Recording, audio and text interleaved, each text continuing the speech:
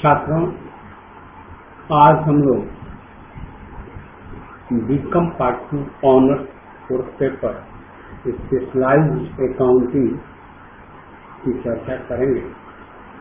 इसमें हम लोगों का आज का चर्चा का चैप्टर होगा प्रोविजन, रिजर्व एंड फंड। इस चैप्टर का थ्योरी क्लास से पिछले क्लास में हम लोग कर चुके हैं और उसके तीनों एस्पेक्ट जो है प्रोविजन, रिजर्व एंड फंड, इसका अलग अलग व्याख्या भी किया जा चुका है। और जैसा कि आपने देखा, इस सामान्य ढंग से देखने में कभी कभी लगता है कि चूंकि एक ही साथ है तो एक ही चीज है, लेकिन अलग अलग जो है इनके टर्म्स हैं और अलग अलग चीजों के लिए, अलग अलग कार्यों के लिए इसकी व्यवस्था की जाती है व्यवसाय में। जैसा कि हम जानते हैं कि प्रॉफिट का ही एक हिस्सा जो है कुछ चीजों के लिए प्रोविजन करके या रिजर्व करके या फंड बना के रखा है।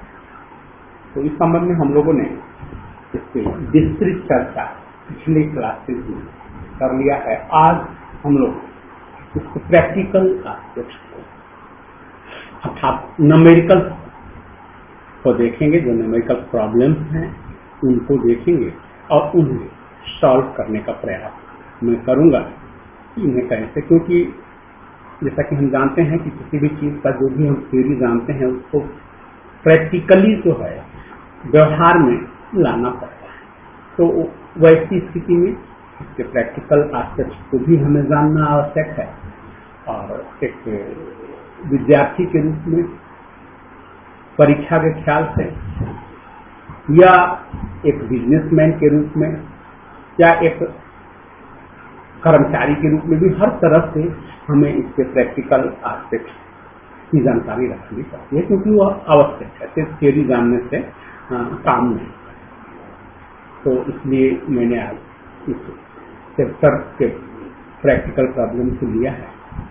इसमें है आज का प्रॉब्लम है प्रॉब्लम नंबर 1, जो लॉन्ग टर्म न्यूमेरिकल्स होते हैं इसी में। और यह बुक है डॉक्टर एस.के. सिंह द्वारा लिखित और SBPG पब्लिकेशन द्वारा प्रकाशित बुक है। इसी बुक का यह पहला प्रॉब्लम है। यह प्रॉब्लम है, इसमें हम लोग देखेंगे provision for bad debt account and effect on final account. जो प्रोविजन भिन्न भिन्न, जैसा कि मैं कार्यों के लिए किया जाता है, जैसा कि मैंने आपको बताया या आप जान भी गए होंगे। तो उसमें जो है आज हम लोग बैड डेट, तो बैड डेट क्या है? बैड डेट जो है, जो कोई व्यापारी यदि किसी को उधार देता है, उधार माल देता है या कोई उधार देता है, तो उसमें यह संभावना रहती है उसमें से शायद कुछ लोग न चुकाएं, या जैसा कि व्यवहार में देखा गया है कि उसमें से कुछ लोग चुकाने में बड़ा समय लेते हैं या कभी कभी कुछ किन्हीं कारणवश नहीं चुका पाते। तो उसके लिए पहले से ही व्यापारी जो है प्रावधान करके प्रोविजन करके रखता है कि हमारा इतना डूब सकता है। वो पास्ट एक्सपीरियंस के आधार पर पीछे देखा गया रहता है, या एक सिस्टम बनाया गया है कि 1%, 2%, 3%, जो भी हो, मैंने इतना डूब सकता है। तो चूंकि पहले से अगर प्रोविजन रहेगा तो अचानक हानि होने पर कोई परेशानी नहीं होगा। नहीं, मेरे अपने दिमाग में बैठा हुआ है कि हमें तो इतना रुपया इस दिन मिल जाना है और नहीं मिला, और उस दिन वह काम नहीं हो पाएगा। इसलिए हम पहले से मान के चल रहे हैं कि इसमें से इतना जो है डूबत ऋण होगा, बैड डेट होगा। तो इसी पर आधारित आज का क्वेश्चन है अभी। तो हम लोग देखिए प्रॉब्लम नंबर 1 को। इसमें है कि on 1 April 2018 the provision for bad debt account show a credit balance of ₹1,000.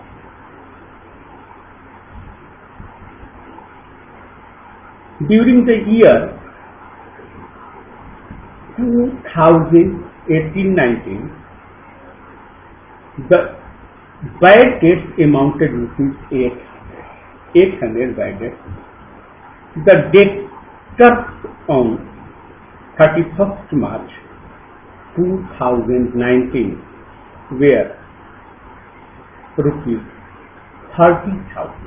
Debtor जो है वो 30,000, बैड डेट के लिए कह रहा है कि 800 और ये जो है 30,000 का, and A provision for 5% on debtor, और प्रोविजन जो किया गया है वो डेटर पर 5% किया गया, is required to the maintain रखने के लिए 5%, जैसा कि मैंने बताया आपको अपना एक पास्ट एक्सपीरियंस के आधार पर एक निश्चित एस्टिमेटेड अनुमान कर ली जाती है, तो वही है कि 5% का अनुमान किया गया, प्रोविजन किया गया। During the year 2018-19, the bad debt amounted rupees 1,400, and a provision for bad debt at 5% on debtors is to be maintained on 31st March 2014. On this date, the debtors amounted to 32,000, तो 32,000 का हो गया।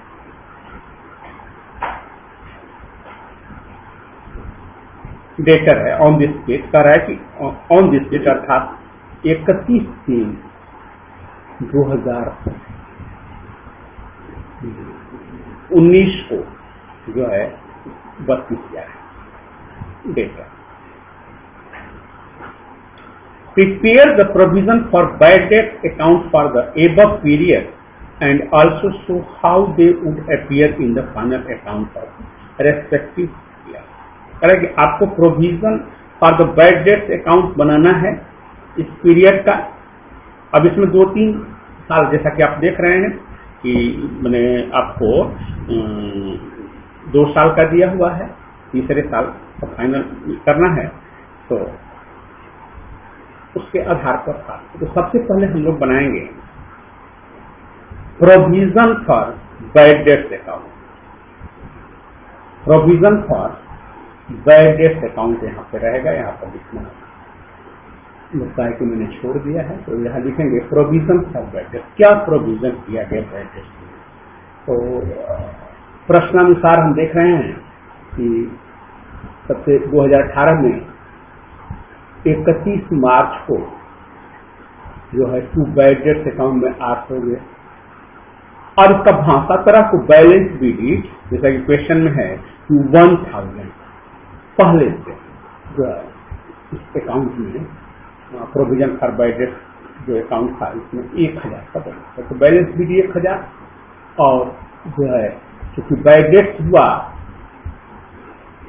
800 और balance CD, तो और PL account में जैसा ये कहा कि जो है 1300 तो यह हो गया, टोटल हो गया 2300, अर्थात बैलेंस सीडी हुआ 1500, तो यह हो गया। अब नेक्स्ट ईयर में अब जो यहाँ का 1500 है बैलेंस सीडी, ये हो गया बैलेंस बीडी, और पीएल अकाउंट में 1500 क्योंकि वो तो जो है, और बैड डेट उस साल का है 1,400 अर्थात 1,400, तो इसलिए बैलेंस सीडी हुआ 1,600। 1,600। अब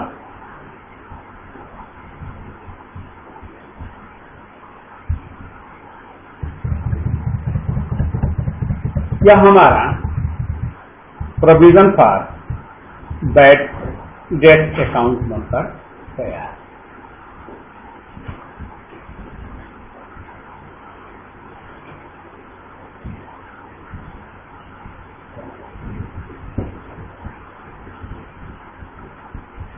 अब हम बनाएंगे बैलेंस शीट। तो बैलेंस शीट अब हमें ध्यान रखना है कि बैलेंस शीट हमको 2 साल का बनाना होगा। तो बनाना नहीं है मैं बैलेंस शीट, यह दिखाना है कि इसको हम बैलेंस शीट में कैसे लिखेंगे, यही दिखाना है कि कैसे दिखाएंगे, किस साइड में दिखाएंगे और किस प्रकार हम दिखाएंगे।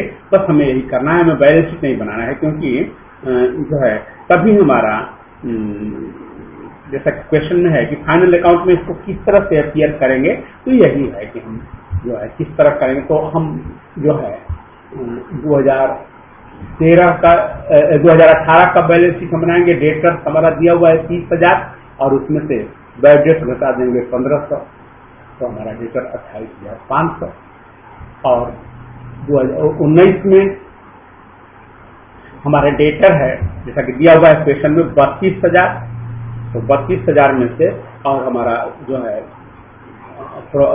बैड डेट का प्रोविजन है 1,600, तो उसको घटा देंगे तो हमारा आ जाएगा 30,004।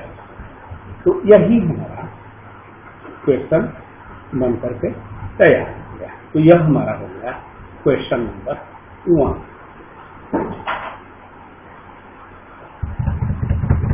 अब हम देखेंगे नेक्स्ट क्वेश्चन हमारा है, फिर अब देखेंगे प्रॉब्लम नंबर 4। इस प्रॉब्लम नंबर 4 में हम अब चूंकि बैड डेट का हमने बना लिया, तो अब हम बनाएंगे repairs and renewals reserve account. जैसा कि हम जानते हैं कि भिन्न भिन्न कार्यों के लिए भिन्न भिन्न आवश्यकताओं को ध्यान में रखते हुए प्रोविजन या रिजर्व किए जाते हैं। तो यह जो प्रॉब्लम नंबर 4 है हमारा, यह है कि repairs and renewal reserve account इसमें बनाना है। तो इसमें जो है हमारा क्वेश्चन जो दिया गया है, और चूंकि इसमें क्वेश्चन बहुत छोटे छोटे हैं इसलिए मैं पढ़ दे रहा हूं। तो क्वेश्चन है कि if public utility undertaking wants to create a repair and renewal reserve account by transferring ₹4,000 each year from revenue account, the following are the actual repairs and renewals during the second, third and fourth year. पहला मैंने second year में 1,500 है पहला, दूसरा 1,800 और fourth year में है 4,250। अब इसमें कहा जा रहा है प्रश्न में कि pass the necessary journal entries and prepare repair and renewal reserve account. आपको जर्नल एंट्री करना है, जो ट्रांजेक्शन हैं इनके आधार पर, और आपको बनाना है repair and renewal reserve account. तो जैसा कि मैंने पूर्व के क्लासेस में आपको एंट्री के बारे में बता दिया है, आप तो देखेंगे। तो अब हम लोग सीधे इसकी एंट्री करेंगे। तो पहला जो है कह रहा है कि रिपेयर और renewal reserve account by transferring ₹4,000 each year, 4,000 रुपये प्रत्येक वर्ष जो है उस अकाउंट में ट्रांसफर किया जाता है। तो अब हम फर्स्ट ईयर में करेंगे कि profit and loss account BR to repair and renewal account, इसको जो है ट्रांसफर करेंगे 4,000। इसके बाद profit and loss account DR to repair and renewal account being transfer from PL account to repair जो है रिन्यूअल रिजर्व अकाउंट हो गया। तो अर्थात अब देखिए पहला साल का हमने एक किया, तो पहला साल का तो नहीं पूछना है हमको, इसलिए हम पहला साल एक ट्रांसफर दिखा दिए। फिर दूसरे साल जो हम अब सेकेंड ईयर में हम करने जा रहे हैं, तो फिर वही वो कर लिए। अब इसके बाद दूसरी सेकेंड ईयर में जो दूसरी एंट्री होगी, और इस तरह से एज ए होल हमारी तीसरी एंट्री कि repair and renewals account D R to cash account. अब जो है हमारा चूंकि इतना कैश हमारा जाएगा जो इस पर खर्च हुआ है तो 1500 है, जैसा कि प्रश्न में हमारा दिया हुआ है कि एक्चुअल जो हुआ है the following are the actual repair and renewals during the second, third and fourth year. Question में हमारे दिए हुए तो सेकेंड ईयर में, क्योंकि फर्स्ट ईयर का नहीं है, फर्स्ट ईयर का तो हम इसलिए हमने वहीं सिर्फ एक एंट्री करके छोड़ दिया, तो 1500 है सेकेंड ईयर का, थर्ड ईयर का है 1800 और जो है फोर्थ ईयर का है 4240। क्योंकि बात हम लोग सेकेंड ईयर की कर रहे हैं इसलिए 1500। फिर repairs and renewals reserve account D R to repairs and renewal. अब 1500 को हम फिर किए तो ये हमारा होगा। फिर अब इसके बाद थर्ड ईयर में हम जाएंगे the profit and loss account D R to repairs and renewal account. या चूंकि जैसा कि हमारे प्रश्न में है कि 4000 रुपए प्रत्येक वर्ष जो है रिपेयर रिन्यूअल अकाउंट में जाता है, इसलिए हम प्रत्येक वर्ष 4000 रुपए जो है हम लोग इसके लिए इंक्रीज कर रहे हैं। अब इसके बाद repairs and renewal account D R to cash account, हमारा एक्चुअल कितना खर्च हुआ 1800। अब फिर इसको जो है repair and renewal account, reserve account को हम रिपेयर एंड रिन्यूअल अकाउंट में करते। एक तो हमारा हो गया थर्ड ईयर का। अब इसके बाद हम बात करेंगे फोर्थ ईयर की।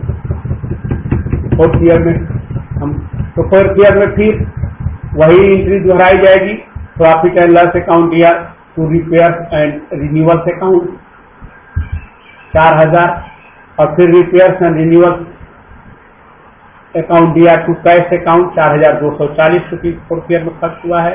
और फिर इसको हम ट्रांसफर कर देंगे रिपेयर्स एंड रिन्यूअल अकाउंट में 4240 को।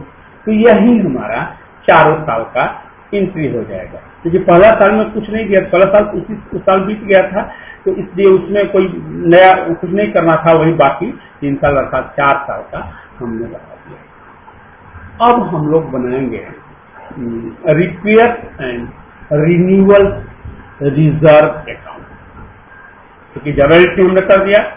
तो आप जैसा कि जानते हैं कि जर्नल एंट्री की सहायता से ही लेजर बनाया जाता है, और जब हम जर्नल एंट्री बना लेते हैं तो फिर हमें लेजर बनाने में कोई परेशानी नहीं होती है, क्योंकि फिर वही डेबिट क्रेडिट, और उसमें अब आप लोग को चूंकि इंटरमीडिएट से जर्नल एंट्री और लेजर बनाना सीखते आ गए हम लोग, तो अब इसमें तो आप एक्सपर्ट ही हो गए हैं। तो हम इसमें फिर repair and renewal provision account बना रहे हैं, reserve account, sorry, repair and renewal reserve account. तो इसमें फर्स्ट ईयर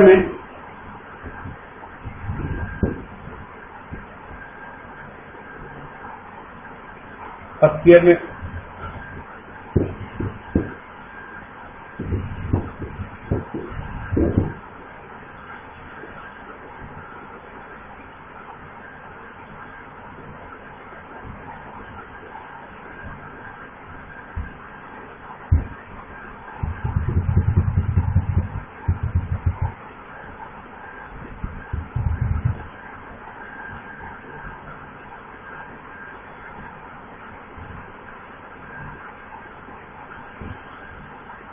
हाँ, तो हम लोग चर्चा कर रहे थे कि इसके फर्स्ट ईयर में 2 बैलेंस बिली हमारा 4000 है और बाई पीएल अकाउंट 4000 हो जाएगा,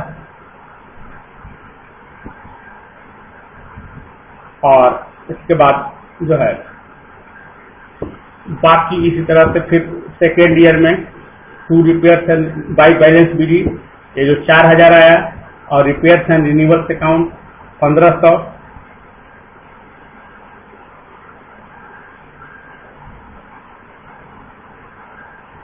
और 2 बैलेंस सीडी 6500। तो इस तरह से जो है हम लोग इसको बना लेंगे।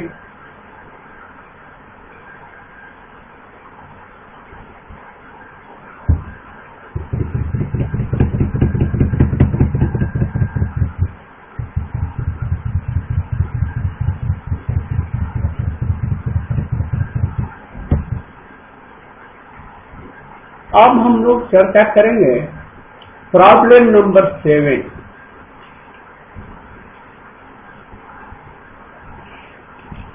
Problem number 7।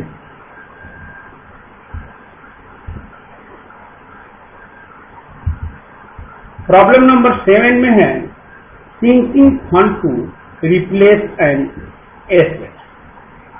सिंकिंग फंड द्वारा एक एसेट को रिप्लेस करना।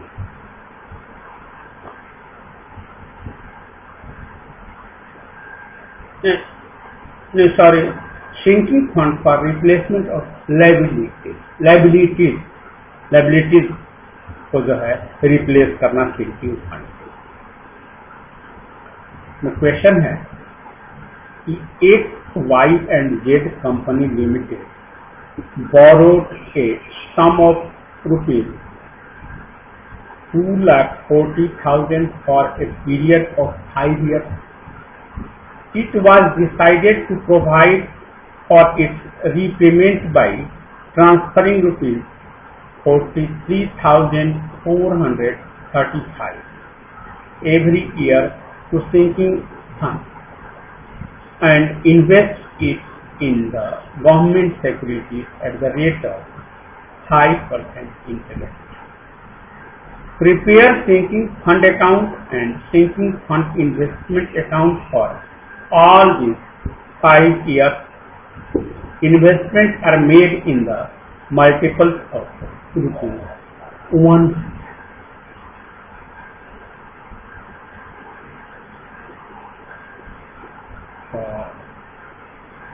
अब जो कर रहा है जो उसको 100 में के मल्टीपल में बनाना है। जैसे दिया है 43,435, तो वैसे ही वो जो है आपको पता है। चलिए ठीक है, हम लोग इसके लिए सिंकिंग फंड अकाउंट बनाएंगे।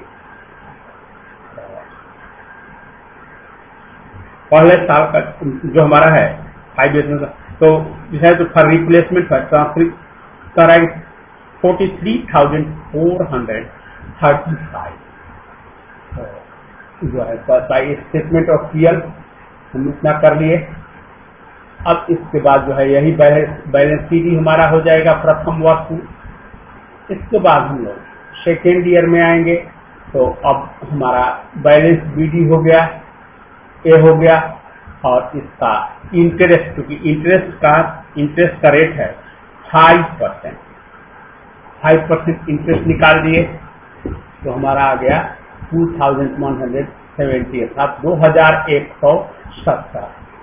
और अब इस साल के लिए जो स्टेटमेंट ऑफ हमारा पीएल होगा तो ये हो जाएगा, तो हमारा हो गया 89,040। अब यही हमारे यहाँ बैलेंस शीट हो जाएगा। फिर हम चलेंगे नेक्स्ट ईयर में, तीसरे साल थर्ड ईयर के लिए हमारा जो है बैलेंस बीडी हो गया 89,040, और इसका अब फिर हम इंटरेस्ट निकाले तो हमारा हो गया 4,450, और फिर statement of profit and loss का 43,435, तो ये हमारा निकल गया 1,36,925। यहाँ बैलेंस शीट। अभी ऐसे ही करके हम लोगों को क्वेश्चन हल करना है। समझते हैं कि इसे अच्छी तरह आप समझ गए हैं। उसी तरह से फिर फोर्थ ईयर में वही चीज है, बैलेंस बीडी, और इसके बाद फिर इसका इंटरेस्ट का कैलकुलेशन कर देंगे, और इसके बाद जो है जो सालाना निकालना है उसको निकाल देंगे। आ गया 1,87,200। फोर्थ ईयर में हो गया, क्योंकि 5 साल के लिए निकालना है, तो 5वें साल में फिर हमारा हो जाएगा 1,87,205। जो ऊपर का बैलेंस सीडी है वही बैलेंस बीडी हो गया, और इसका इंटरेस्ट हुआ 9,360। हमारा टोटल हो गया, और बाकी ये जो है statement of profit and loss जानते ही हैं कि 47,435 जो है हर साल के लिए है, वो हो गया। तो ये मिला करके हो गया 2,40,000। यही हमारा बैलेंस शीट हो गया। तो हमारा ये जो है 5 साल का बन करके तैयार हो गया। Sinking fund. अब हम बनाएंगे सिंकिंग फंड इन्वेस्टमेंट अकाउंट, क्योंकि क्वेश्चन भले छोटा है लेकिन कैलकुलेशन लंबा होता है। हाँ, वही कि कई बातें प्रत्येक वर्ष की जितने साल के लिए रहेगा, अब यहाँ 5 साल के लिए है तो 5 साल का हमें हिसाब, तो जैसा कि आप जानते हैं कि अब 5 साल का अब हमें लिखना है। अब ऐसा नहीं होगा कि शॉर्टकट में हम लिख पाएंगे। तो अब यह जो होगा हमारा, अब इसको हम जो खर्च है तो हम करते हैं ना कि sinking fund investment account DR to bank account, जो हमारी एंट्री होती है तो उसी तरह के यहाँ होगा to bank by balance CD हो गया। चूंकि यह जो है हमारा कहा गया कि सिंकिंग फंड में जो जाएगा वो 100 के मल्टीपल में, इसलिए जो 43,434 दिया था, हम 35 था, उसको हमने 100 के मल्टीपल में, क्योंकि 3500 से कम है, नहीं मल्टीप्लाई जो है वो नहीं हो सकता है, तो इसलिए हमने सीधा 400 लिखा, तो 43,400। अब ये जो है अब बैलेंस यहाँ आ गया, बैलेंस BD हो गया, और फिर बैंक में 45,600 बाई बैलेंस CD इतना हो गया। क्योंकि अब इंटरेस्ट जोड़ के, अब ध्यान दीजिए कि जो दिया हुआ है हमारा, तो उसके साथ इंटरेस्ट भी है, तो इंटरेस्ट जोड़ करके अब दूसरे साल जो होगा, फिर तीसरे साल, तो अब हमारा आ गया बैलेंस CD 89,000।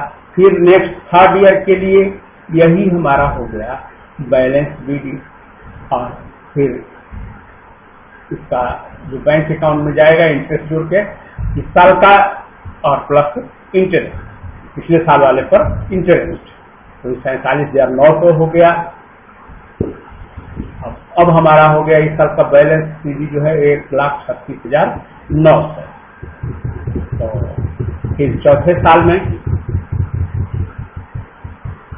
हमारा बैलेंस BD हो गया 1,36,900, फिर उसमें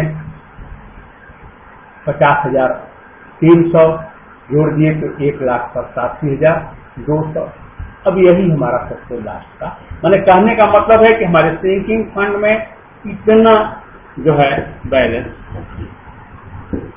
हम किसी भी लायबिलिटी को रिमूव कर सकते हैं, कि कोई एसेट हम खरीद सकते हैं, इससे कोई काम, इसी के लिए जैसा कि हम जानते हैं कि हमारे प्रोविजन जो है भविष्य की होने वाली हानियों से बचने, या भविष्य में किसी संपत्ति पर होने वाले अचानक होने वाले खर्च को रोकना, इसका उद्देश्य होता है, और इसी उद्देश्य से यह बनाया गया। तो छात्रों, यह तो हमारा हो गया प्रोविजन, रिजर्व एंड फंड। मैंने प्रयास किया है कि इस चैप्टर को आपको समझा दूं, और मुझसे जितना हो सका है मैंने कोशिश किया है। वैसे परीक्षा के ख्याल से कभी कभार ही इस पर क्वेश्चन आते हैं, लेकिन फिर भी विद्यार्थी के रूप में हमें जानना जरूरी है, क्योंकि अगर हम नहीं जानेंगे तो एक तो इस चैप्टर से हम अछूते रह जाएंगे, दूसरे परीक्षा में क्वेश्चन नहीं सॉल्व कर पाएंगे, या हमसे कोई प्रॉब्लम इस पर कोई पूछा जाए तो हम नहीं बता पाएंगे। इसलिए मैंने कोशिश किया है कि प्रत्येक चैप्टर के प्रत्येक पार्ट को, उसके छोटे छोटे पार्ट को भी मैं इसमें कवर करूँ। दर्शक जितना मेरे द्वारा प्रयास किया गया, और बाकी यदि इसमें से कुछ आपको न समझ में आने लायक हो, कुछ ऐसा हो जो न समझ में आया हो, कोई कंफ्यूजन हो, तो आप कमेंट के माध्यम से कमेंट बॉक्स में जा करके कमेंट करें, फिर मैं प्रयास करूँगा मैं आपको बाकी जो भी आपकी शंकाएं हैं, जो भी आपके डाउट्स